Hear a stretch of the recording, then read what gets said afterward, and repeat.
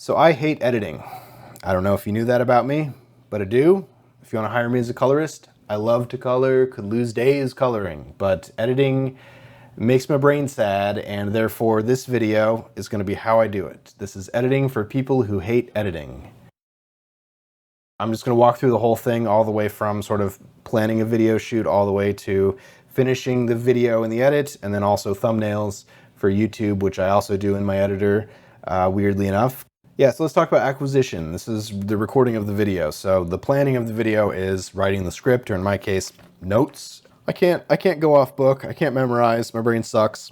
I also can't line read because even if I had a teleprompter, you know, legit, you would just see me line reading, and it's tough enough to look like not an android without my eyes doing the, you know, all this hanging lights, and that's my meditation time. That's my time to, you know, work on the image, work on the framing, work on the lights, which is one side of the brain, and then the other side of the brain is me working on the sounding like a person language of it all. It works for me sometimes, and sometimes I'm just garbage at it anyway, and I have to go back to my notes, but it is what it is, and that's what I'm doing. Sound, we'll talk about sound in the edit, but yeah, two strategies on sound. The old strategy that I used to use that I'm too paranoid to use now is just the microphone right into camera and bing, bang, boom, you got it. I don't do it anymore. Even if you look at this image, there's a camera. I'm also doing a screen record, so that kind of nullifies the, you know, having the going into straight into camera audio anyway, but camera, screen record, and then I have this thing, which is this thing here. That's my audio recorder.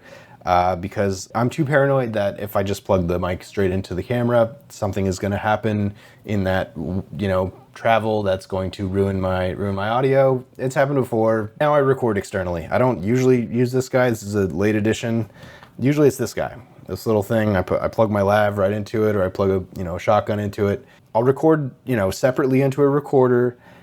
And then I'll just use the onboard microphones on the camera to record scratch audio or, you know, backup audio if things really get effed. In this case, it doesn't really matter because I have a camera and a screen record and an audio recorder, so I was going to have to do sync claps no matter what. And because I'm not doing auto sync or whatever it's called, but I do 3 claps. I go clap, clap, clap, and that's because when you're looking at the timeline, you're scrubbing through the timeline, I don't know, where could it be? I've marked it because I'm lazy, but once you zoom in a little bit, you see, oh, those are definitely claps. Those are sync claps. And I can even jump out and jump over here, and I bet you there are, hey, look, sync claps. And so that'll be useful for the edit, but yeah, I do 3 just so I can notice it. Some other things I do some hand signals. In this case, I did this. I don't know why I did that. I don't ever do that. I will not continue to do that, but apparently it was really important to tell myself to cut there. I don't know why. I did do some more sync claps, which is usually an indication that I'm starting over on something, but yeah, you only really need the sync claps at the beginning. If I'm really worried that I missed the sync clap or something's happened, I'll do some more claps, clap, clap, clap at some point, but the only other thing I do is I'll do my notes as best I can until I screw it up, and if I've really screwed it up, I'll go, hey, here's enough frames of me doing this to take notice that I didn't finish it or I'm starting over something, and then I'll go continue on doing it. And that's kind of all I do. Ignoring the fact that this is a bunch of different files, but it's really not. This is just how this particular camera records one take, is it cuts them into chunks. But yeah, that's the thing. This is long takes. I just record until I got it, and it's all one big file. It's all one big audio file. It's all one big video file. And in the case of this, it's all one big computer screen record also. Yeah. Okay, so now we're in the edit. First thing we're going to do is go into the computer, and we've got all our files downloaded. I give them like a proper professional-ish naming thing just because it's just best practices. So I go the date and then the day I'm doing it, and then this is just an internal made-up nerd code that I made up, and then what the title could be. Hate editing. I think that's fair. And then what I do is ignore the AVCHD and ignore later, because that's just different files. I download into this file all the stuff, and so these guys are the screen records. There you go. There's the OBS. There's 2 of them. These 2 .wav files are audio, and then I have 4 files here, but really I only have 2. I have these 2 MOV files which came out of my Blackmagic camera, and they're gigantic. The first file is almost 250 gigs, and the second file is 296 gigs. So they're gigantic.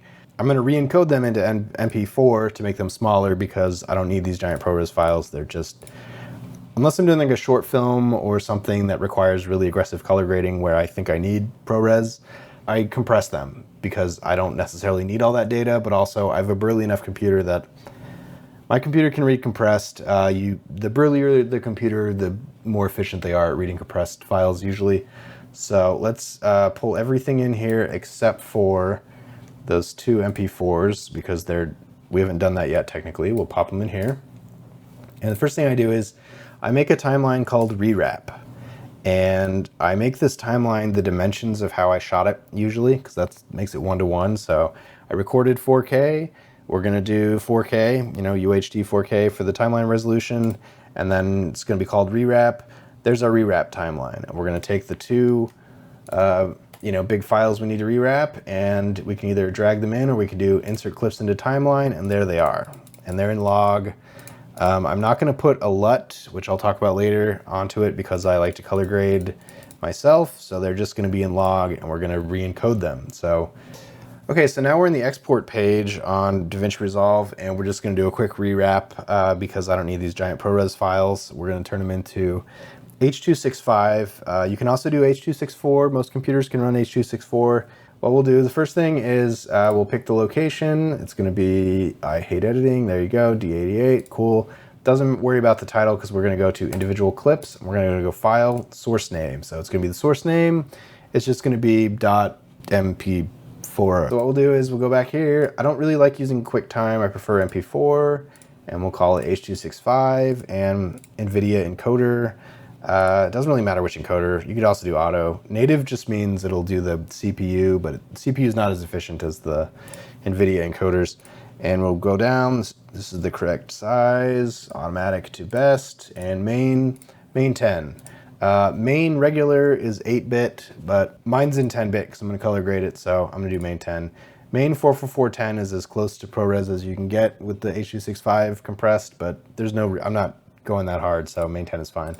And just leave the rest of it how it is. Add to render queue, and so then it'll render, and when it's done rendering, it will show up here as MP4s. And so instead of 250-ish gigabytes, you're down to 7, and 300 gigabytes is now 8.5, which is that's pretty decent. So we'll go ahead and get rid of these because we don't need them, and I'll delete them from my hard drive also. I usually wait to clear the memory card or the SSD on my camera until later, but I don't need them on my computer, so we'll remove those. We'll just delete those, and we'll go in here and go ahead and just get rid of those because we're good. We're done with those. Cool. So now MP4. Now we have MP4 versions of it. So we're done with the rewrap. We'll just start a new timeline. I have timeline 7. Bam. And what we'll do is it's time to sync audio. So this is where if you just had one camera and you had audio going to it, you don't have to do this part, but otherwise you're doing sync claps. So let's go ahead and pick the footage, and I'm going to do these two. We'll drag them into the timeline, and look, there's audio connected to them, and it's bad. And somewhere on here is some sync claps, probably near the front if I was a betting man. Let's go ahead and zoom in a little bit. That looks like sync claps to me. Yeah, I'm into that. I'll probably do the first one, not that it matters. So we're in frame by frame, and if you click on the file, then you can mark it, just M for marker. Yep. And then same thing for the second one, because I did a second to record. We'll back up a little bit, and there it is. Whoop. There we go. All right. Right there. It used to be Davinci Resolve when I would go frame by frame. I'm using the arrow keys. It would do the audio. It's not doing it right now. I don't know why. It is what it is. So now we have the sync points, and I'm going to slide this second one over just because I don't want them to step on each other. So that's our main camera. And what we can do is we can actually, since we have these two shots selected, we'll just go ahead and drop a LUT on them right now. It's not required, but it drives me crazy when people edit without actually being able to see in color what they're editing. Some people do it, I don't do it. So I just got to remember at the end to take this LUT off because I'm going to do it differently, but here's a LUT now. So now I look like me. Second thing is we need to do the second camera. So let's squeeze this because we're not going to be looking at that very much. And we're going to add the next camera, which is the screen record. So there's this one and there's this one. And like the other ones, there should be an audio track and sync claps. I bet I can see that one right now. Yes, I certainly can. Okay, so that's easy enough. Let's go into close mode. I'd say probably there if I were to guess. And this one, who knows where it is, honestly. Oh, there it is. That was easy. Let's get a little bit closer. Yep. Arrow key, arrow key, arrow key, and that's close enough. There's a way to perfect it in a minute that I will show you. So what we can do is since we have the magnetic snapping on, we can zoom in and we want to snap these markers together. So that's why we click on the target and say M, because now they're all snapped together. And the way you can tell that they're synced correctly is you can play it. Yeah, so I'm gonna get back on. That has a weird echo to it. So what I'm gonna do is I'm gonna select one of the clips. This is the overlay clip. We can hide it, but it doesn't really matter. And if you use comma and period, you can slide the clip over one frame at a time. So I'm going to slide it over once. Yeah, so I'm going to get back. That's worse. So let's go the other way. 1, 2 to the left. Yeah, so I'm going to get back on. It's pretty solid. Let's try one more. Yeah, so I'm going to go back. Yeah, so I'm going to get back. Yeah, so I'm going to get. Okay, so it's got to be that. Yeah, so I'm going to get back on. It's not perfect, but it's fine. We're not actually going to listen to both clips at the same time anyway. But once you did that, what you can do is you can select them all and we'll do link clips. And so now if you slide these clips around, they're all together. If you cut them with the blade tool, they will cut together. They are together. If you select them, they will select together. It's very useful. So we'll do Control Z to get rid of that. I do like to clean up the ends too, just because they annoy me. So we'll go ahead and do, this is cheating, but it's H. I programmed it as H, which is the, we'll get into it later tool, but we'll delete the extra stuff on one side. We'll delete the extra stuff on the other side. H, there we go, backspace. And same with this, we'll just sync it real quick. Oh. Back it up. All right, let's see how we did. Which is more working. E, which is going to be more expensive. Not quite. Let's go over one frame. Because it's no, go back 2 frames. Work investment. The idea. Back 1 frame. You bring this on sets, you bring this onto operating jobs. Yeah, that works. All right, so they're all together now. We can link them, link clips, and then we'll just cut the fat off. The other end, cut the fat off, backspace to delete it. So I almost forgot, you also got to sync the real audio. So we have real audio from a recorder, .wav wave file. And yeah, so let's go ahead and sync those guys too. We'll go ahead. Furthermore, where did my razor synapse tool go? There we go. Okay, so here's my, any mouse is fine. A mouse with some thumb buttons is very useful to me. Mark it, and did I mark it? No. See, when it's not selected, it just marks it at the top, which is helpful, but also super annoying. Yeah, okay, so let's get these guys to line up correctly. And what we can do is we can solo the 2 we care about, which is the camera and the recorder, and we will get them to line up, and then we will try to listen to some stuff. One thing I also do, because audio recorders usually end up recording in mono instead of stereo, my timeline is set to stereo, so we'll go to clip attributes. This is different for Premiere, I'm sure, but just change everything to stereo and just make it the same channel. We can do it for both. And just change it to stereo real quick. It doesn't really matter. You could have it as mono too. It's just for some reason I always change it because I feel like it. Cool. So let's listen to it and see if they're sunk, and if not, we'll do the comma period thing. Okay, so now we're on version B. That's pretty good. Let's go. There we go. Left. Yeah, so it's sunk. operating job. Yeah, it sounds great. And if you just want to solo it just to see if it sounds even better, it's available and it's something you can sort of grow with. Yeah, I'm very into that. So it's all linked together. So now if I click away and I click on it, it's all connected.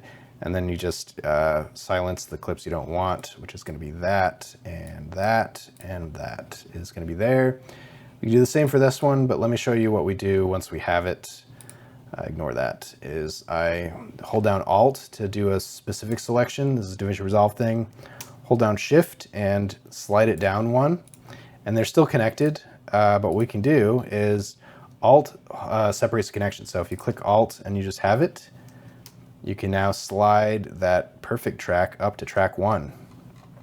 So now we have the correct audio in track 1, and let me just repeat that real quick because I feel like I did it too fast. So we'll do it on this one, even though it's not sunk correctly. Let's just go ahead and we'll just join the clips. They're all linked together. Yes. Okay. So what we do is you hold down Alt and then you just drag over the clips you want to grab.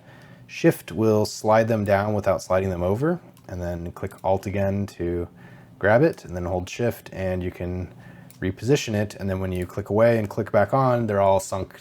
They're all still linked together. It's just it's a cool trick. Putting it on audio 1. I think when I actually look at the real timeline that I did this on, I put it on audio 2 because there was something weird going on with audio 1 that I can't explain. It's probably related to the fact that I can't just do over and hear audio, but who knows? Not me. Cool. Now I believe is a good time to talk about what I'm doing with my mouse and what I'm doing with my keyboard. So let's talk about that. So I have some very specific key stuff. So let's pull up Davinci Resolve, and it's going to be a little bit different for Adobe Premiere just because it is in Final Cut.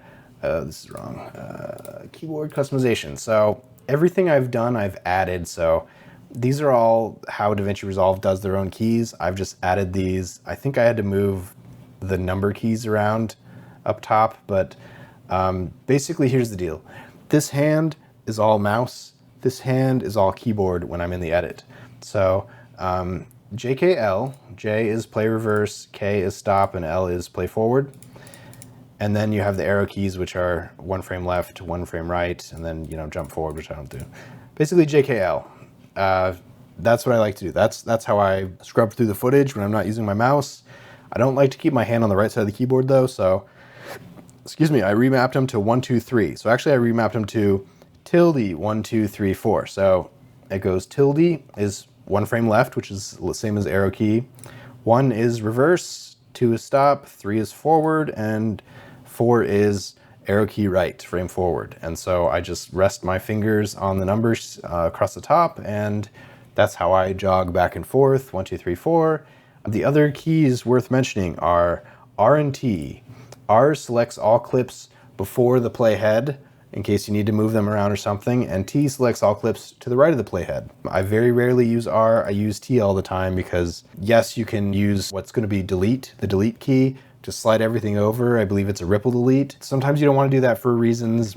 Sometimes the audio moves or something, so sometimes it's worth hitting backspace, and when I do backspace, then I do T to select everything ahead of the playhead, and then I can drag it over correctly and snap it together using, snapping magnet stuff. H, as I mentioned, is razor. Razor ends up going on my mouse, but for the sake of this, it's going to be H. And then M is just marker. I use markers constantly for everything. I'll show you that. Any mouse is fine. A mouse with some thumb buttons is very useful to me. I leave the jog wheel alone because the center click is how you can slide back and forth on the timeline of DaVinci. It's really useful instead of having to find the slider tool, the slider across the bottom. So basically just the thumb is razor and then the forward thumb is delete. That's really all that is. And what that looks like in practice is I'll scrub through the timeline, and when I find a spot that has some dead air, or I say because that happens a lot, I will hit my delete or my razor on my thumb, and then I will razor on my thumb, and then I will select it all because it's linked together, and delete, and there you go. Consequently, Control Z. I don't do undo or save as hotkeys just because I'm used to Control S and Control Z constantly. Also, escape is the same as Control Z. But what you can do is if you don't want to ripple delete and slide everything over like that, what you can do is you can select it and backspace it, and now you have a gap. And if you want to select stuff to the left of the gap, you hit R. Well, you have to select off stuff. There you go. You hit R. because if the playhead is touching anything, it'll select it. And if you want to select anything to the right of it, you do T, and there you go. It selects everything to the right of T. No matter what's in front of T, wherever you are, if you're on a thing, you hit T, everything's selected. So that's how I move stuff around a lot. So let's look at the timeline for real. So let me pull up the actual timeline and show you how I do this. How I use the mouse, and I use my left hand on the keyboard. So mousing hand, keyboarding hand. That's how it is. Yeah, let's pull up the actual project and find the real timeline here.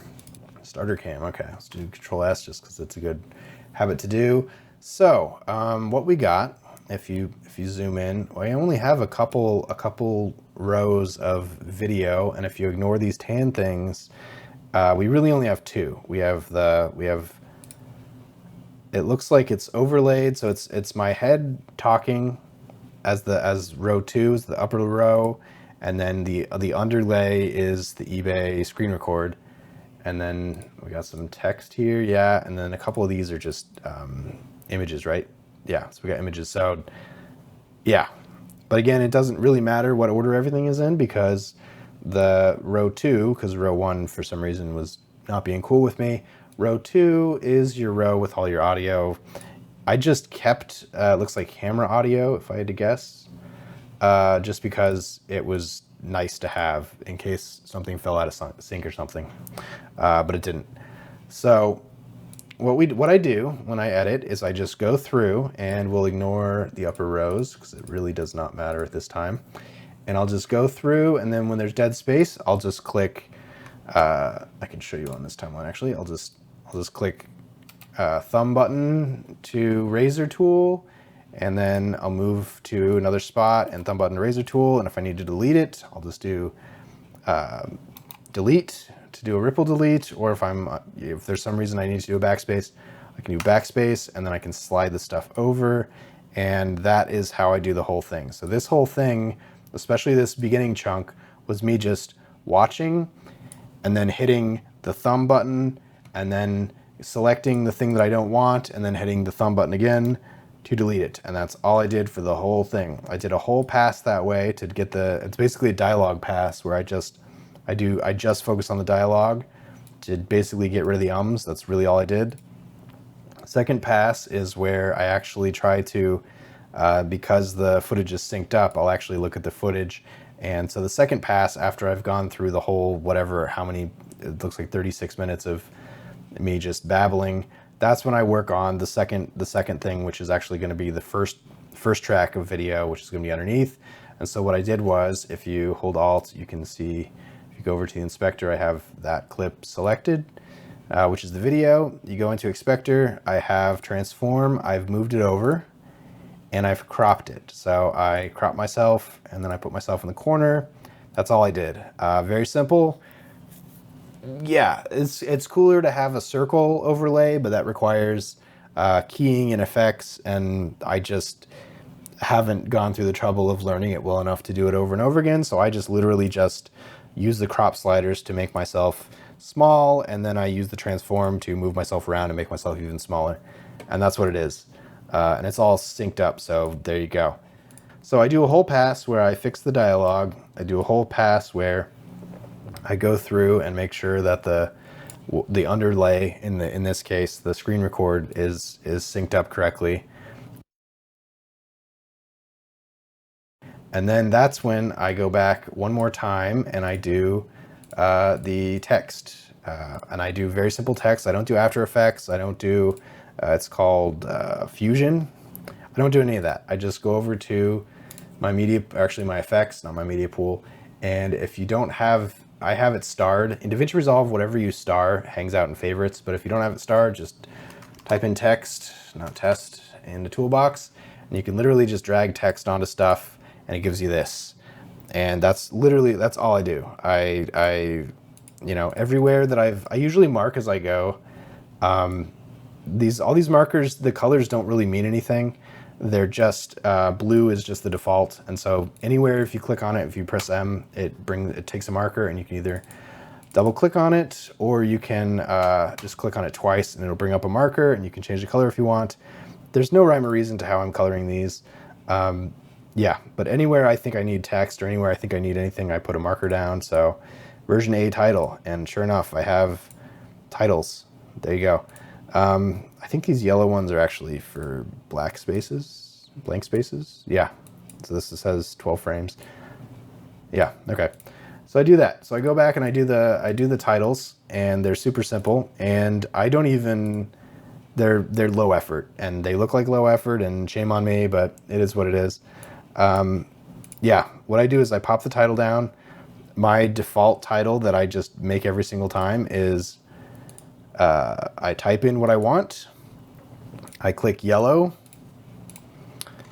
And usually if it's not a dark background like this, I have to put a shade on it. I think I put a shade on it anyway. I did.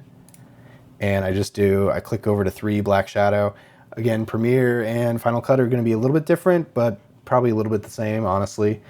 And when I've got that the way I want, this next text, I literally just hold down Alt and slide up, and then I just fix the text. So new text, and it goes somewhere else. And I'll use transform to move it around if I need to, that kind of thing.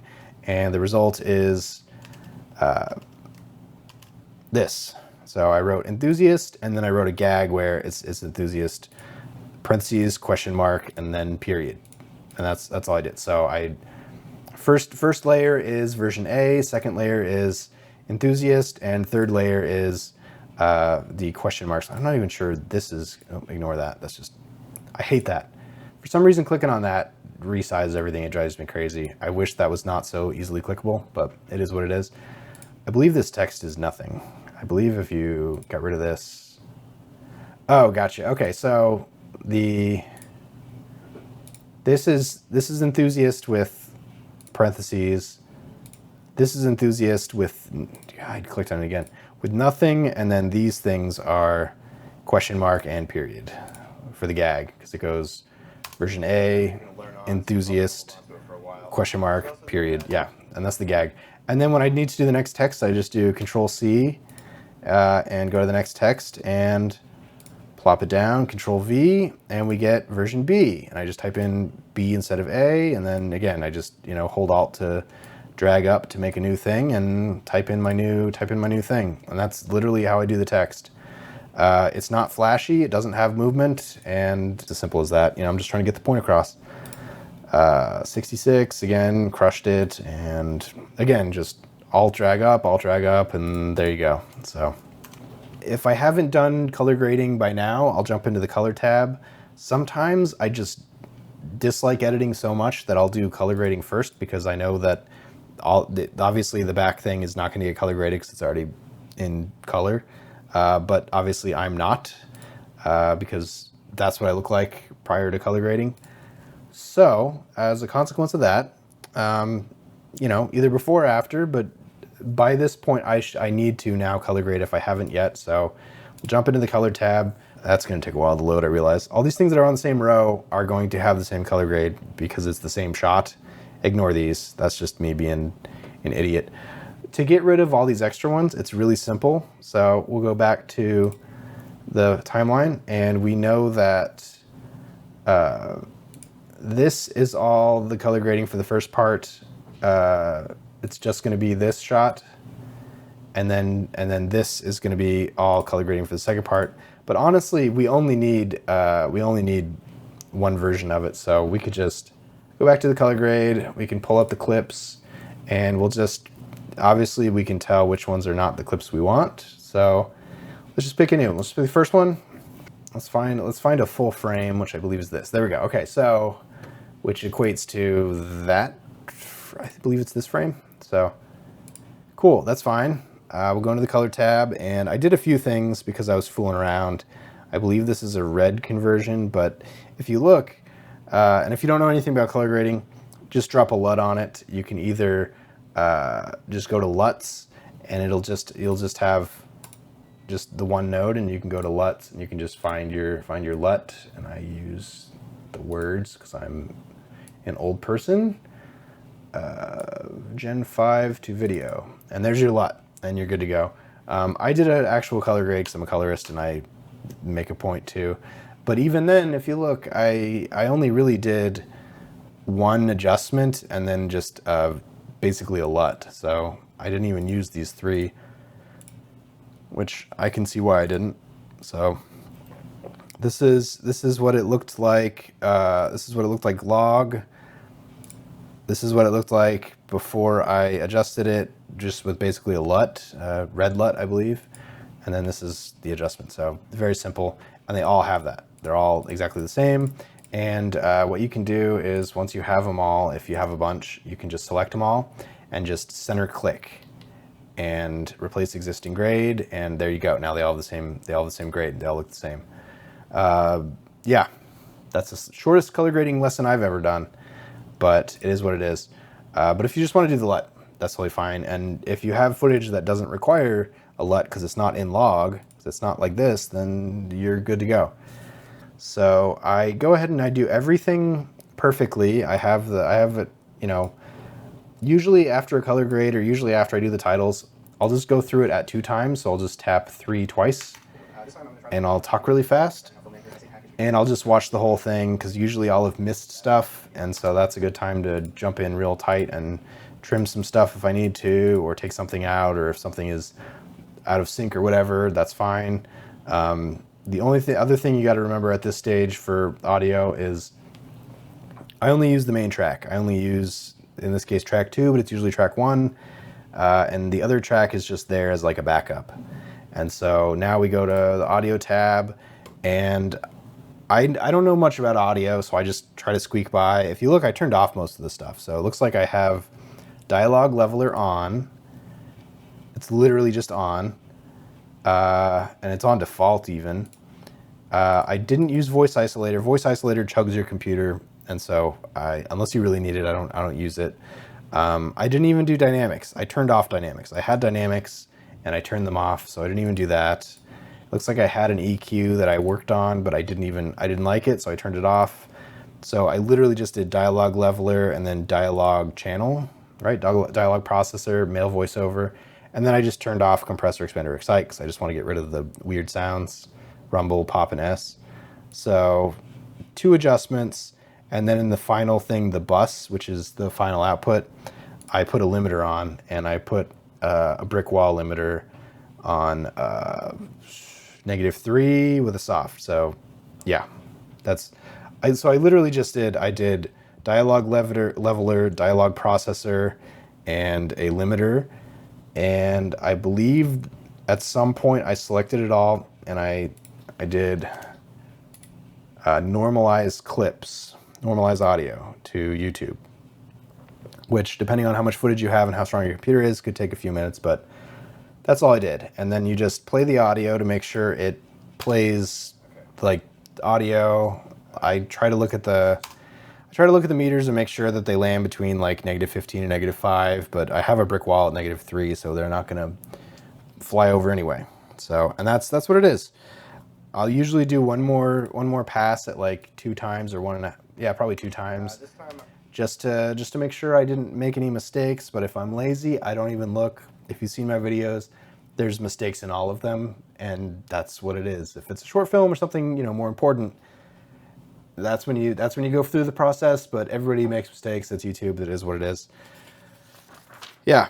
And so let's talk about the export. So once you're done, you have this beautiful big timeline. You have the audio done. You got to turn everything back on. So this doesn't need to be soloed because I muted it, but I do like to solo that audio clip or that audio line just to be sure, because I'm only using the one audio line.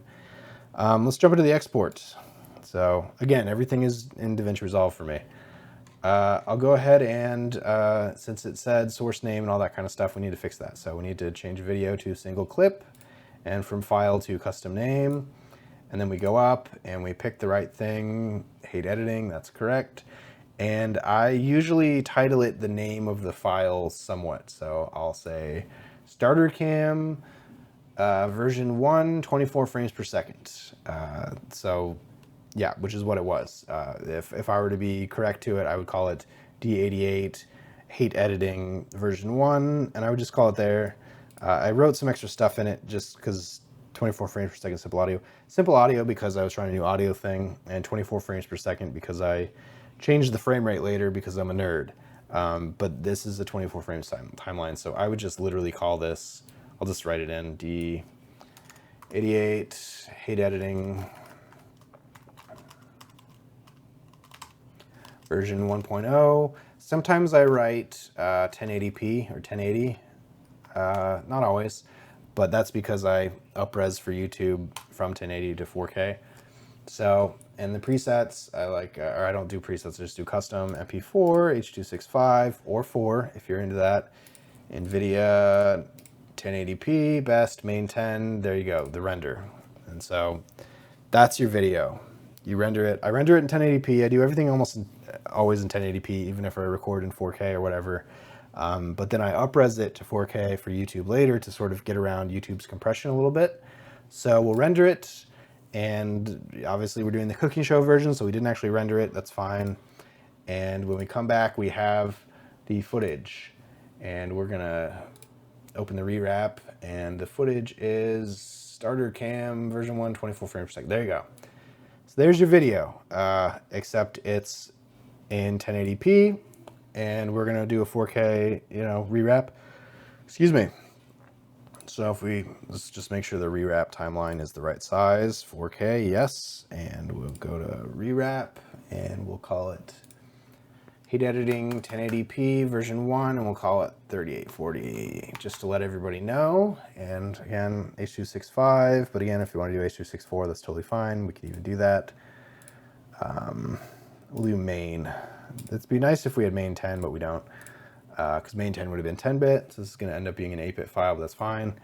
Honestly, it's faster to export it in 1080p, bring it back into your computer, and re-export it in a 4K timeline as fake 4K than it is to just export it as 4K with all these adjustments on it, because it'll have to do the math for all the adjustments. But since you're just doing 1080p anyway, there's no point. I don't know if that makes sense. Feel free to rewind and listen to that explanation again. But yeah, so now you have a 4K version of your 1080p. The information is 1080p, but YouTube thinks it's 4K. Therefore, YouTube's going to compress it like it's 4K and not 1080p. Therefore, in theory, you have a better looking image. Who's to say? That's your export. And now during the upload for YouTube, for instance, now it's time to do the boringer stuff, the more boring stuff. The first one is thumbnail. I do my thumbnail in Davinci Resolve. I haven't seen anybody else do this, so maybe this is a cool thing that I just do. Maybe it's worth its own video, but what I will do is I will take let's do the rewrap. Actually, let's do the old rewrap, because I actually did it in the old rewrap. There we go. So here's the old rewrap, and and just for Davinci Resolve, if you want to have these little tabs, you just click on this thing and you click Timeline View Options tabs, and so now you can see which tabs. I just like to see what I'm on, because it's much more like Adobe Premiere that way. So what I do is I will just turn these all off for a second. And obviously there's different theories on what you do for your YouTube thumbnail. I'm not a YouTube thumbnail Jedi at all. Sometimes I don't do it in the rewrap, I do it in the actual timeline. And sometimes the best thing I do is I will make a copy of the timeline that I worked in and call it thumbnail or thumb. But in this case, I was just feeling lazy, so I did it in the rewrap just because who cares, because I knew I was going to use a face. So I just, I turned off the snapping tool so I didn't snap onto anything in case there was anything. And I just, looked for a silly face. This is the opposite of how you're supposed to do it, because you're supposed to do it before you make the video, but I just make silly faces, so there you go. This is a silly face I used, I think. Maybe that one. Let's see the lasso tool. That's the silly face I used, and somehow I ended up making it over here. I don't know why. So I made a silly face on top of this, and then let's see what else I did.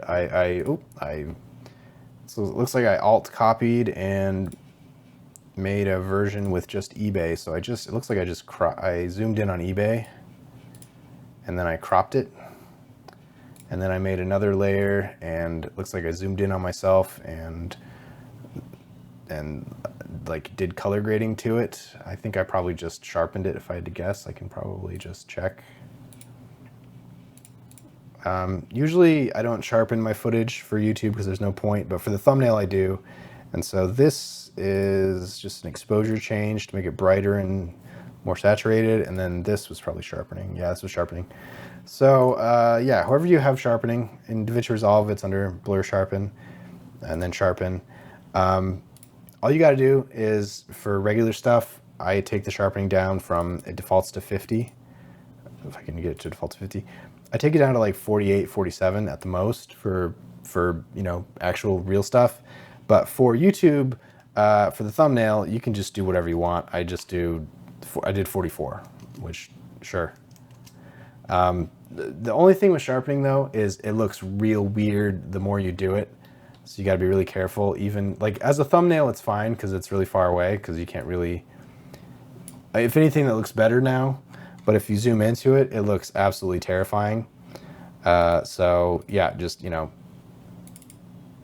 I only really do sharpening for the thumbnail these days because there's no point, because YouTube messes with sharpening just based on how they do their algorithm anyway. So I did 44. That's what I was trying to get there. We can turn the rest of these back on. And it looks like I put text on, and so it can't be that hard, right? This is a lousy thumbnail because there's just too much going on, but that's what I did. So in the same way, if you're using Canva or Photoshop, I'm sure there's other, GIMP, is that still a thing? I just layer them. So I bottom layer, next layer, and then text on top. That's my strategy. And if I need to resize stuff, I just use the transform and cropping tool. No, I can't magnetic lasso around my head or anything fancy, but I don't care.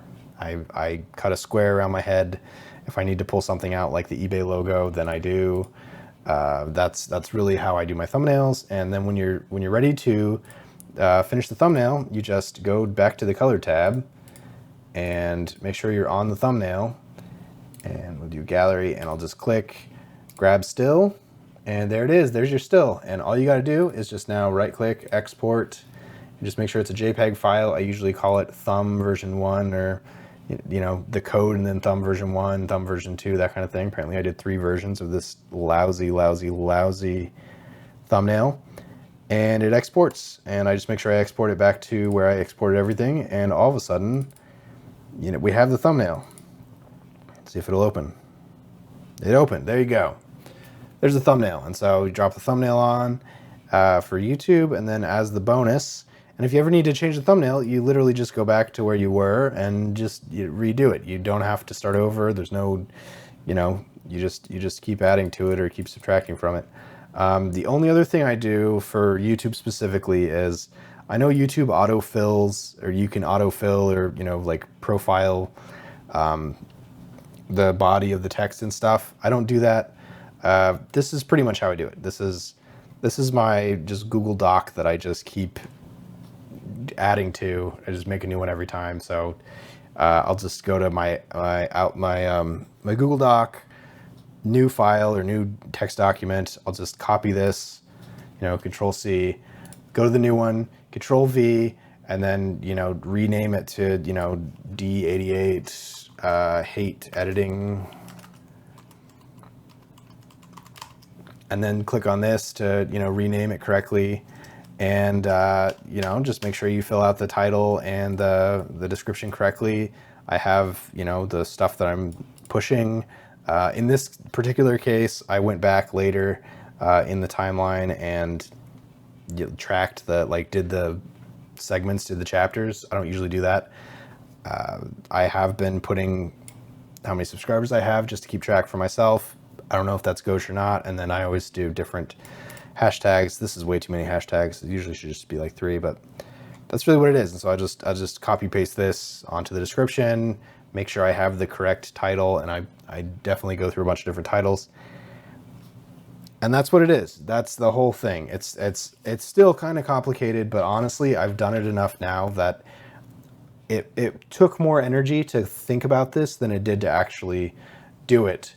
Because literally all you got to worry about, I've said literally way too many times now, is just make sure you have your audio either synced with claps. I do 3. I do this many claps, or just go straight into camera. And then when you're editing, just make sure you have your hotkeys so that you can, you know, forward, stop, back, and then, you know, single frames if you need to. On your left hand, I do 1, 2, 3, forward, stop, back. Actually, it's back, stop, forward. And then, you know, your right hand is your mouse, and this is razor tool, and then this is delete. And that's 80% of what I do here. I just, you know, once I've got the audio synced, I just go around and watch the footage and cringe at my own voice and my own, you know, horrible facial tics, and, you know, click, click, highlight, delete, click, click, highlight, yeah, there we go, highlight, backspace, you know, if we need to leave a gap for some reason, 1, 2, 3, 4, 5, 6, 7, 8, 9, 10, 11, 12, that's something I do a lot, and bam, and there's your, oh, 1, 2, 3, 4, 5, 6, 7, 8, 9, 10, 11, 12, I don't know why I didn't grab it correctly, there you go, and so that's the whole thing, that's the edit. I'm exhausted by explaining it, but honestly, it saved me unknowns amounts of times. Just honestly, it's the keyboard and the hotkeys, and just knowing that everything is in service of not having to worry about this stupid timeline that just makes me bleed from both nostrils and ears at all times, because my brain hates it. So if you're like me, if you hate editing, or if you like editing and you're just looking for a different way to do it, there it was. There's your whole thing. There's your what did I do wrong? How many? Well, feel free to jump in and just absolutely eviscerate me on what I've done that is just the opposite of professional, because this is how I'm doing it. I'm open to suggestions. If there's any suggestions on making it even easier, because I'm pretty comfortable, so I'm at that point where I'm actively looking to make it even easier, I'd love to do it. I'm not going to push sound straight into my camera. I'm just not going to do it. Never say never, though. I have experimented with recording sound and just pushing it into the camera, but even then, I just would rather have the camera record what the camera records. So what did you think? How did I do? Is it clear that my voice is destroyed? Yeah, there it is. There's the whole thing. Like, share, subscribe. I'm gonna go drink some tea and think about what I've done. Catch you on the next one.